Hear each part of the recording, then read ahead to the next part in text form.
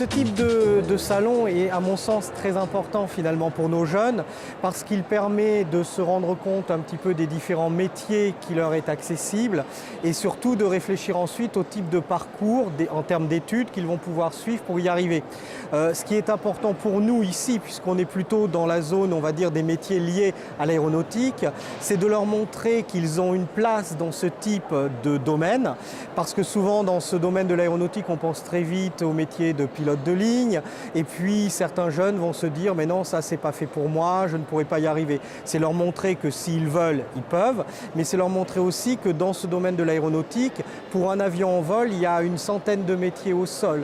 Donc ça veut dire que finalement, en fonction de ses qualifications, en fonction de ses orientations, de ses envies, de ses choix, eh bien on va pouvoir trouver un parcours qui va nous mener à ce type de métier, que ce soit du CAP au bac professionnel jusqu'à un niveau bac plus 5. Donc c'est un petit peu cette idée, leur montrer que dans ce domaine, dans ce secteur très porteur d'emploi, l'aéronautique, il y a une place pour eux et surtout autour de Montpellier, on a un certain nombre de partenaires, d'entreprises qui vont travailler et leur permettre de les aider à trouver leur voie dans ce secteur-là. Vous, ça vous parle l'espace?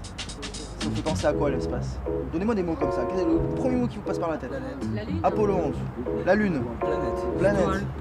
Les étoiles. L'étoile.